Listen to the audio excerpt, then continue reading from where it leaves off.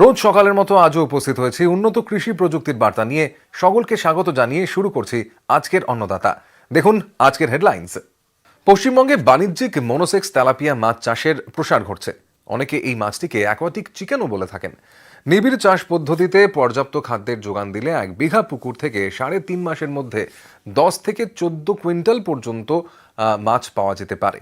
মুর্শিদাবাদ জেলার সাগরদিঘি ব্লকের মোহাম্মদ সাদুল্লাহ মৎস্য দপ্তরের সাহায্যে তার 1 বিঘা জলাশয়ে মনোসেক্স তেলাপিয়ার চাষ করছেন। তিনি এই মাছ চাষের অভিজ্ঞতা সম্পর্কে আমাদের জানালেন। আমি মনোসেক্স তেলাপিয়ার চাষ করি বা করছি। মোটামুটি 1 বিঘে এই চাষ করে লাভবান হবে মানুষ, কারণ মাছ খুব অল্প জলে 3 ফুট জলেই 1 মিটার জলেই চাষ করা যায় এবং যেসব চাষ অযোগ্য পচা ওই থাকে সেগুলোতেও চাষ, এগুলো খুব সহনশীল এবং রোগ শোক এই মাছের খুব কম, রোগ নেই বললেই চলে। এবং 100 দিনের চাষ। 1 বিঘায় 8000 চারাপোনা ছাড়ি। প্রতিদিন খাবার মাছের ওজনের 5 ভাগ করে খাবার দিই, 5%। তাতে আমার 3 মাসে মোটামুটি মনোসেক্স তেলাপিয়া চাষ করে লাভবান আমরা হচ্ছি। হ্যাঁ, এতে খাবার খরচও মোটামুটি নিজেরাও করা যায়। আমরা ছোট সরিষার খোল, ময়দা এগুলা 7 দিন 10 দিন খাইয়ে, আবার তখন একটা বাজারের খাবার পাওয়া যায় ভেনামি, হ্যাঁ, ওই খাবারটা খাওয়াই। ওটা আবার 10 দিন খাইয়ে যে 100 গ্রাম হলো তখন দানা খাবারটা, ভাসমান দানা খাবারটা খাওয়াই। ওটা কস্টলি হলেও ওটা খাই ভালো এবং তার গ্রোথও আসে। 8000 মাছের করি। 1 বিঘে পুকুরে আমার খরচ 80-90 হাজার টাকা হয়, আর আমার বেচা কিনা হয় 1,70,80 হাজার টাকা আসে। দিনে আমার প্রোডাকশন হয় ওই 1600 কেজি মতো। হ্যাঁ, 1600 কেজি মতো হয়। দাম মোটামুটি 1,92,000 টাকা পাই। আমাদের এখানে মার্কেটটাও ভালো মনোসেক্সের। 120 টাকা, 25 টাকা, 30 টাকা পর্যন্ত প্রতি কেজি বিক্রি হয়, আর এটা থেকে বেশ লাভ আসে। খরচটা আমার মোটামুটি ওই 90-95 এরকম আসে। শীতে এখন মোটামুটি একটু ওই খাবার কম খায়, এমনি রোগ নাই বললেই চলে। আর সেরকমভাবে আমাদের এখন পর্যন্ত রোগ হয়নি, কোনো রোগ পায়নি। মাছের ওজন আপনার 200 গ্রাম থেকে 100 দিনে 200 গ্রাম থেকে 250 গ্রাম হয়। 200 গ্রামই অ্যাভারেজ 200 গ্রাম। এই মনোসেক্সটি এই 100 দিনে আমার মোটামুটি মনোসেক্স তেলাপিয়া চাষ করে লাভজনক চাষ। এটা প্রত্যেকের করা উচিত। দেখা দেখি আমাদের তাহলে দেশও এগিয়ে যাবে, আমরাও এগিয়ে যাব, আমাদের মতো বেকারত্ব দূর হবে এই চাষ করে। মাছটা আসার পর আমরা মোটামুটি ওই কেজিতে 250-300 পিস এরকম লাইনের আমরা মাছটা করি, চারাপোনাটা ছাড়ি। চারাপোনা ওই বাইরে থেকে আনার পর ওই পটাশিয়াম পার ম্যাঙ্গানেট দিয়ে শোধন করে নিয়ে পুকুরে ছাড়া হয়। ছাড়ার পর একদিন থাকলো, তারপরে আপনার ওই পরের দিন থেকে আমাদের দেশীয় খাবারই আমরা দিই। ওই শস্যের খোল ভিজিয়ে পরিমাণ আপনার ওই 5% হিসাবে আর কি, 750-800 এরকম করে, হয়তো সকালে দিলাম 750, বিকালে 750 গ্রাম। তারপরে আবার 7 দিন পর আবার একটু বাড়িয়ে দিলাম, ডবল করে দিলাম, 1.5 কেজি 3 কেজি করলাম। তারপরে আবার আপনার 10 দিন পর আবার ওই একটা কেনা খাবার আনি ছোট দানার, ওটাকে ওই ভেনামিটা আর কি। ভেনামিটে একটু কস্টলি হয়। 10 দিন খাইয়ে তখন আমরা নিজেরাই ভুট্টো গুঁড়া, তারপরে ওই খোল এসবগুলো দিয়ে আবার নিজেরাও তৈরি করে দানা খাবারও দিই। 1 মিটার আমরা রাখি। 3 মাস পর আবার হারভেস্ট করার পর আবার আপনার একটু জল বের করে দিই, আবার নতুন জল ঢুকিয়ে দিই, আবার মাছ ছাড়ি, আবার এইভাবেই চলছে। এখন একটা বিরতির পর থাকছে। বিরতির পর ফিরে এলাম অনুষ্ঠানে। গোপালনকে লাভজনক করার জন্য প্রাণীর বিজ্ঞান ভিত্তিক সুষম খাদ্য ব্যবস্থাপনা অত্যন্ত জরুরি। প্রাণীর সুষম খাদ্য তালিকায় সবুজ ঘাস একটি আবশ্যিক উপাদান। নানা ধরনের সবুজ ঘাসের মধ্যে হাইব্রিড নেপিয়ার একটি। এই ঘাসের ফলন সারা বছর ধরেই পাওয়া যায়। এছাড়া এই ঘাসের ফলন অন্যান্য ঘাসের তুলনায় অনেক বেশি। এই সবুজ ঘাস চাষের প্রযুক্তির বিষয়ে জানালেন কৃষি বিশেষজ্ঞ ঋষিকৃষ্ণ দে। কৃষির সার্বিক অগ্রগতির জন্য যেটা প্রয়োজন সেটা হচ্ছে কৃষি কাজ, তার পাশাপাশি গবাদি পশু পালন, মৎস্য চাষ এবং সমস্ত বিষয়গুলোর গুরুত্ব দেওয়া। এবং আমাদের পশ্চিমবাংলায় গবাদি পশুর মধ্যে বিশেষ করে গরু, মোষ, যেগুলো থেকে আমরা দুধ পাই, এই দুধের উৎপাদনের জন্য যে গবাদি পশুর, সেটা পশ্চিমবাংলায় আমরা অনেকটাই পিছিয়ে আছি এবং অন্য রাজ্যের উপর নির্ভর করতে হয়। তার প্রধান কারণ হলো গবাদি পশুর যে খাদ্য, তার চাষ এবং তার উৎপাদনের প্রতি অতটা নজর দেওয়া হয়নি।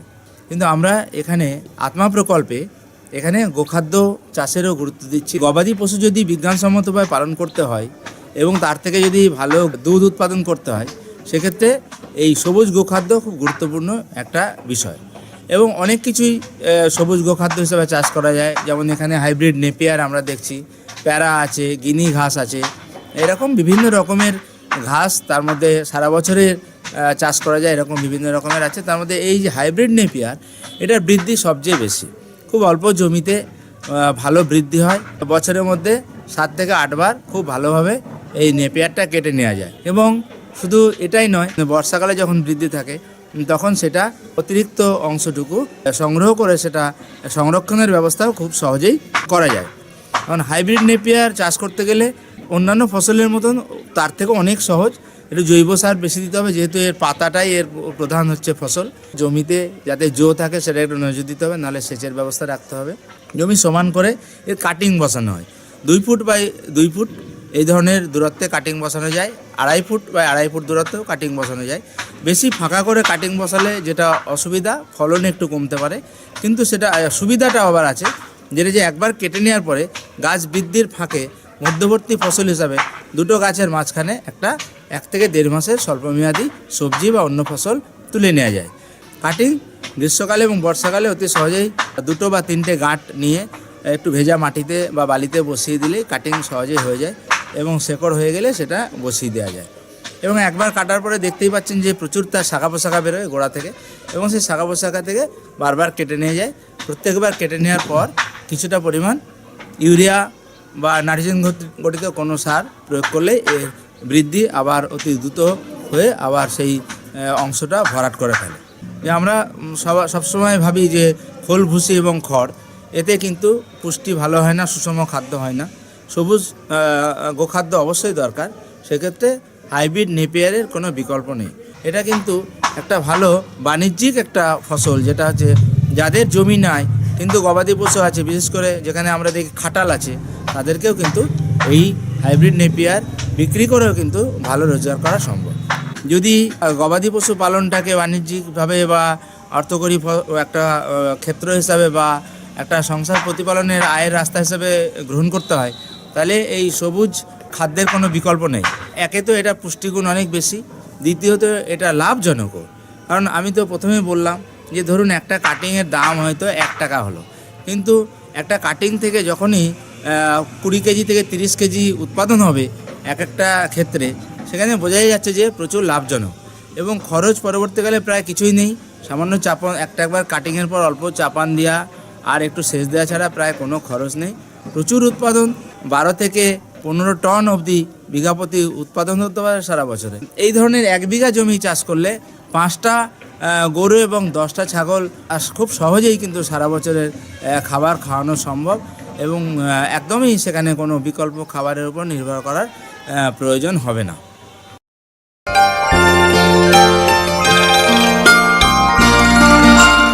এবার দেখুন অন্নদাতা হেল্পলাইন। দর্শকরা আমাদের কাছে বিভিন্নভাবে যে প্রশ্ন করে থাকেন তার উত্তর নিয়েই সাজানো হলো অন্নদাতা হেল্পলাইন। কলকাতার বিরাটি থেকে অন্নদাতা দপ্তরে ফোন করেছেন শ্যামল দে। তিনি কোয়েল পালন করতে চান। এখন তিনি জানতে চেয়েছেন বাচ্চা কোয়েলের ব্রুডিং সম্পর্কে। শ্যামলবাবু, আপনার প্রশ্নের উত্তরে আপনাকে অন্নদাতার প্রাণী বিশেষজ্ঞের পরামর্শ জানাচ্ছি। জাপানি কোয়েল পালন ক্রমশ জনপ্রিয় হয়ে উঠছে। এর পালকের রং কালচে, বাদামি বা সাদা বা এইসব রঙের সংমিশ্রণে হতে পারে। কোয়েলের বাচ্চা ব্রুডারে রাখা একটি বিশেষ ধরনের পদ্ধতি। এই পদ্ধতিতে বাচ্চাকে প্রায় 0 থেকে 3 সপ্তাহ পর্যন্ত রাখতে হয়। এই সময় ব্রুডার ঘরের তাপমাত্রা ঠিকমতো নিয়ন্ত্রণ না হলে বাচ্চা কোয়েল মারা যেতে পারে। বাচ্চা রাখার পূর্বে ব্রুডিংয়ের জায়গাটি তৈরি করতে হবে। ব্রুডিং করার সময় প্রতিটি পাখির জন্য ৭৫ বর্গ সেন্টিমিটার জায়গা লাগবে। কোয়েল পালন ২ ধরনের পদ্ধতিতে করা হয়। একটি হলো ডিপ লিটার পদ্ধতি এবং আরেকটি হলো কেজ বা খাঁচা পদ্ধতি। এই পদ্ধতিতে জালের ফাঁকে ৩ মিলিমিটার বাই ৩ মিলিমিটারের বেশি যেন না হয়। এক একটি খাঁচার দৈর্ঘ্য ১১০ থেকে ১৪০ সেন্টিমিটার, প্রস্থ ৫০ থেকে ৬০ সেন্টিমিটার। প্রতি ১০০ পাখির জন্য ১ লিটার জল রাখার ব্যবস্থা করতে হবে। এর উচ্চতা ১৫ থেকে ২০ সেন্টিমিটার হওয়া উচিত। এই পদ্ধতিতে বাচ্চাগুলো যাতে পিছলে না পড়ে যায় তার জন্য মেঝেতে জাল বিছিয়ে তার উপরে কাগজ বা চট রাখতে হবে। কোয়েলের বাচ্চা সংগ্রহ করতে হবে বিশ্বস্ত প্রতিষ্ঠান থেকে। অনেক দূর থেকে বাচ্চা পরিবহন করা হলে বাচ্চার দেহে ধকল পড়ে, তাই ব্রুডার ঘরে কোয়েল বাচ্চা আনা মাত্র এদের গ্লুকোজ ও ইলেকট্রোলাইট মেশানো জল দিতে হবে। গ্রীষ্মকালে ব্রুডারের তাপমাত্রা ৯৫ ডিগ্রি ফারেনহাইট দিয়ে শুরু করতে হবে। প্রতি সপ্তাহে ৫ ডিগ্রি ফারেনহাইট করে তাপমাত্রা কমাতে কমাতে ৩ সপ্তাহ বয়সের পরে ৮০ ডিগ্রি ফারেনহাইটে নিয়ে আসতে হবে। তবে শীতকালে ব্রুডারের তাপমাত্রা ১০০ থেকে ১০৫ ডিগ্রি ফারেনহাইটে দিয়ে শুরু করতে হবে। প্রতি সপ্তাহে ৫ ডিগ্রি ফারেনহাইট করে তাপমাত্রা কমাতে কমাতে ৪ সপ্তাহ পরে ৮৫ ডিগ্রি ফারেনহাইটে নিয়ে আসতে হবে। ব্রুডার ঘরের তাপমাত্রা ঠিক আছে কিনা তা বাচ্চাদের অবস্থা ও চলাফেরা দেখে সহজেই বোঝা যাবে। যদি তাপ বেশি হয় সেক্ষেত্রে বাচ্চাগুলো ঝিমোবে এবং তাপের উৎস থেকে অনেক দূরে থাকবে। আর যদি উত্তাপ কম হয় সেক্ষেত্রে বাচ্চাগুলো তাপের উৎসের কাছে গাদাগাদি করে থাকবে। সঠিক তাপমাত্রা হলে বাচ্চাগুলো স্বচ্ছন্দে ঘোরাফেরা করবে। এই হলো তাপ প্রয়োগের ব্যবস্থা। এবারে খাদ্য ও জলের ব্যবস্থাপনা সম্পর্কে আলোচনা করা যাক। প্রথম ২ দিন বাচ্চাদের ভুট্টার গুঁড়ো বা প্রি স্টার্টার ম্যাশ খাওয়াতে হবে। এরপরে ২৭% প্রোটিন ও ২৮০০ কিলোক্যালোরি বিপাকীয় শক্তিযুক্ত খাদ্য পরিমাণ মতো দিতে হবে। সঠিক পরিমাণে বিশুদ্ধ জলের যোগান দেওয়া দরকার। খাদ্য ও জলের পাত্রের সংখ্যা অধিক রাখতে হবে, যাতে করে বাচ্চাগুলি খুব সহজেই খাদ্য ও জল খেতে পারবে। তাছাড়া ব্রুডার ঘরে জলের পাত্র, খাবারের পাত্র সবসময় পরিষ্কার পরিচ্ছন্ন রাখতে হবে। এখন আবার বিরতির পর থাকছে। আবার ফিরে এলাম অনুষ্ঠানে। আমাদের রাজ্যে সারা বছর ধরে বেগুনের চাষ হয়। এই সবজিটির চাষে প্রযুক্তিগত ত্রুটির কারণে বিভিন্ন রোগ এবং পোকার আক্রমণ দেখা যায়, আর তা সামাল দিতে গিয়ে চাষি শস্য সুরক্ষায় অনেক বেশি খরচা করে থাকেন। বেগুনের একটি ক্ষতিকারক পোকা হলো ফল ও কাণ্ড ছিদ্রকারী পোকা। সুসংহত উপায়ে এই পোকার নিয়ন্ত্রণের বিষয়ে জানালেন হরিশ্চন্দ্রপুর ২ নম্বর ব্লকের সহকৃষি অধিকর্তা ডক্টর কিঙ্কর দে তরফদার। এখানে এক বেগুন চাষির জমিতে পুষা ক্রান্তি বলে একটা ভ্যারাইটি চাষ করেছে।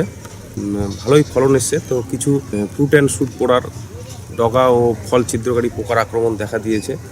এবং তার জন্য চাষি ভাইকে আমরা যেটা বলবো যে প্রথমে সুসংগত ব্যবস্থা নিতে গেলে প্রথম থেকেই তাকে সতর্ক হতে হবে। জমিতে এই পোকা দেখা যাওয়া মাত্র বা এই পোকার কোনো পোকার লক্ষণ মানে পোকাটা পাতার উপর ডিম পাড়ে, সেই ডিম ফুটে লার্ভা তৈরি হয়। সেই লার্ভা কচি ডগা বা ফল বা কচি ফুলের ভেতর ফুটো করে ঢুকে যায় আর ভেতরে খেতে থাকে। খেতে সেটাকে যখন ওই পাতার ডগার খাওয়া শেষ হয়ে যায় তখন নিচের থেকে কোনো খাওয়ার বা খনিজ লবণ পাতার ওপরে পৌঁছাতে পারে না, সেই জন্য পাতার ওপরটা ঝিমিয়ে যায় এবং দূর থেকে ঝিমিয়ে গেছে মনে হয়। এবার সেই ওই ডগার ওখানটায় আমরা ছিললে তখন আমরা ওই ভেতরে ওই পোকাটাকে দেখতে পাবো। তো পোকাটা লার্ভা খাওয়ার পর তারপর পড়ে গিয়ে মাটিতে পড়ে গিয়ে কোকুন হয়ে যায়। কোকুন হয়ে গিয়ে ঘুমন্ত অবস্থায় থাকে। তারপরে আবার সে মথ হয়ে গিয়ে অন্য কোনো গাছে বা কোনো পাতায় গিয়ে সে আবার ডিম পাড়ে। এইভাবে টোটাল জীবনচক্রটা কমপ্লিট হয়। তো সেই জন্য জমি পরিদর্শন করতে হবে। জমি পরিদর্শন করে যদি এরকম পোকা আক্রান্ত কোনো ফল বা কচি ডগা বা ফুল দেখতে পারে সেগুলোকে তুলে নিয়ে ফেলে দিতে হবে। জমি থেকে অনেক দূরে নিয়ে ফেলে দিতে হবে।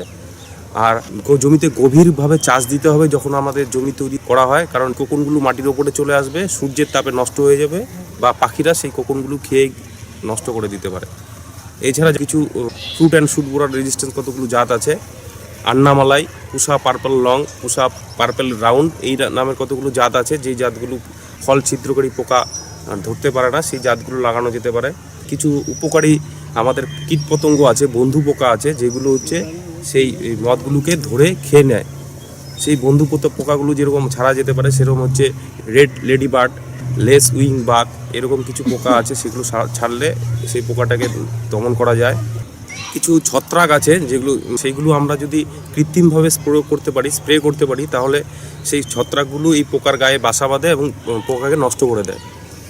সেই রকম ছত্রাক বলতে আছে হচ্ছে বিউভিয়া বেসিলিয়ানা, কিছু আমাদের ব্যাকটেরিয়া আছে ব্যাসিলাস থুরিনজিনসিস ভার কাস্টাকি, যেটা আমরা স্প্রে করি 2 গ্রাম প্রতি লিটার জলে, তাহলে সেই ব্যাকটেরিয়া ওই পোকার গায়ে বসবে এবং পোকাকে নষ্ট করে দিতে পারে। ফেরোমন ট্র্যাপে ব্যবহার করলে দেখা যাচ্ছে যে স্ত্রী হরমোন দেওয়া থাকে ফেরোমন ট্র্যাপে, এবং সেই যে পুরুষ মদটা এসে এখানে আটকে যাবে এবং বংশ বিস্তার করবে না।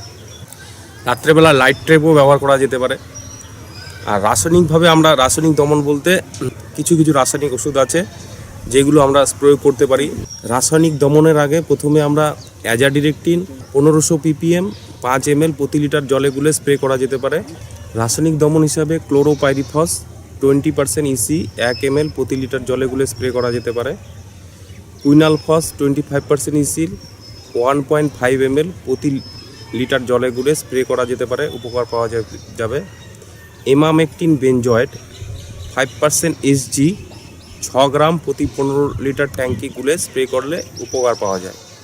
এছাড়া ফ্লুবেন্ডিয়ামাইড সেটা গুলে স্প্রে করলেও আমাদের কিন্তু উপকার পাওয়া যাবে। ফ্লুবেন্ডিয়ামাইড 7.5 গ্রাম পার 15 লিটার ট্যাঙ্কিতে গুলে স্প্রে করলেও উপকার পাওয়া যাবে। নামটা বেগুন, যা নাই কোনো গুণ বলে, কিন্তু অ্যাকচুয়ালি বাস্তবে তা না, বেগুনের অনেক গুণ আছে এবং বেগুন সারা বছরই হয়, কিন্তু সারা বছরের মধ্যে বেগুনের সবচেয়ে ক্ষতিকারক পোকা বলতে এই ফ্রুট অ্যান্ড শুট বোরার, এবং ফ্রুট অ্যান্ড শুট বোরারকে যদি আমরা দমন করতে পারি তাহলে চাষি ভাইরা কিন্তু বেগুন থেকে অনেক লাভ পাবেন।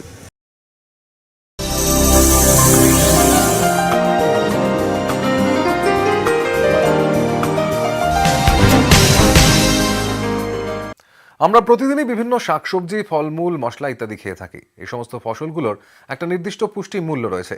আজ আপনাদের সামনে একটি পরিচিত এই অনুষ্ঠানটি আপনাদের কেমন লাগছে, আপনারা আর কি দেখতে চান অন্নদাতা অনুষ্ঠানে, জানিয়ে চিঠি লিখুন। আমাদের ঠিকানা Annadata, news 18 Bangla, Godrej water side, tower 1, Salt Lake sector 5, Kolkata 91।